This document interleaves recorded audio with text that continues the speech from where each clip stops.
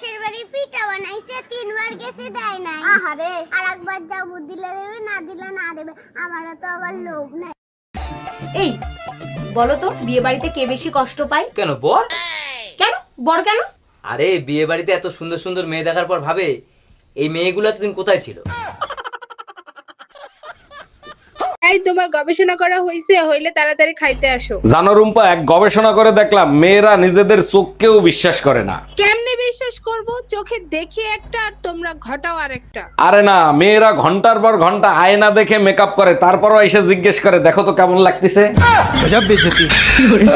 এ শুনছো? কই তুমি? আমার ফোনটা আমার কাছে একটু দিয়ে যাও না।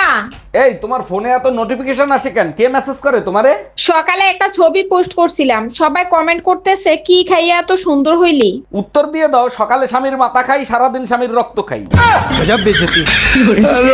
তোমারে লেগেছে এত যে ভালো, চাঁদ বুঝি তা জানে। বাহ ভাইজান, আপনার গানের কণ্ঠ তো অনেক সুন্দর। বলেন কি, তাই নাকি? Thank you so much. হাতে একটা ফুটা থাল নিয়েও তো গাইতে পারেন, অনেক ইনকাম করতে পারবেন। শোনো, এরকম করে আর হবে না। তুমি এমন একটা কাজ করো যেন মানুষ সারা জীবন তোমাকে মনে রাখে। ও তার মানে আমাকেও কারো না কারো বোনই পালাইতে হবে। ভূত বলতে কিছুই নেই, এই কথাটা শুধু আমি দিনে বিশ্বাস করি, রাত্রে না। আর প্রেমে পড়লাম না রে, মজা কি বুঝলাম না রে, শুনলাম না মোবাইল ফোনে আই লাভ ইউ। কিন্তু তোমার ওজন বাড়লো কি করে? আমি তো তোমাকে রাতে 2টো রুটি খেতে বলেছিলাম। হ্যাঁ স্যার, আমি তো রাতে ভাতের পর 2টো রুটিই খাই। শোনা বলো তো, বিউটি পার্লার মানে কি? বিউটি পার্লার মানে মহিলা গ্যারেজ। মানে যেখানে তোমার মতো ভাঙাচোরা গাড়ি ঢোকে আর বের হয় BMW হয়ে।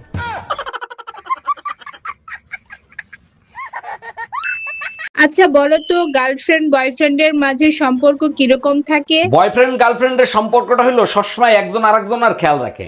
একদম ঠিক বলছো। আর হাজবেন্ড আর ওয়াইফের মধ্যে সম্পর্ক কিরকম? হাজবেন্ড ওয়াইফের সম্পর্ক একেবারে গ্যাস লাইটের মতো, একটু ঘষা লাগলেই আগুন জ্বলে ওঠে।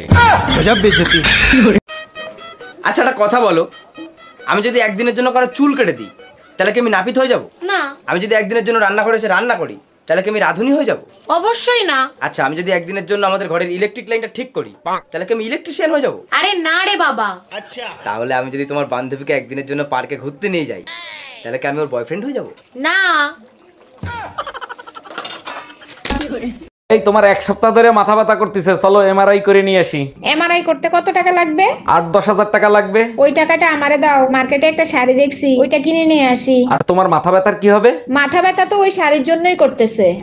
हम इसका पति है, हमको सिर्फ फांसी का सजा। এই রোজ রোজ ঝগড়া করা কি তুমি বন্ধ করবা? তোমার ঝগড়া করার কারণে আমার প্রেসার হাই হয়ে যায়, এটা কি তুমি বোঝো? সবসময় শুধু তুমি নিজের চিন্তাই করো, কখনো আমার চিন্তা করো তুমি? তোমারে ভালো রাখার জন্য আমি কি করি না, তুমি যা বলো তাই তো করি। আমিও তো নিজেকে ভালো রাখার জন্য তোমার সাথে ঝগড়া করি। তোমার সাথে ঝগড়া না করলে আমার প্রেশার লো হয়ে যায়।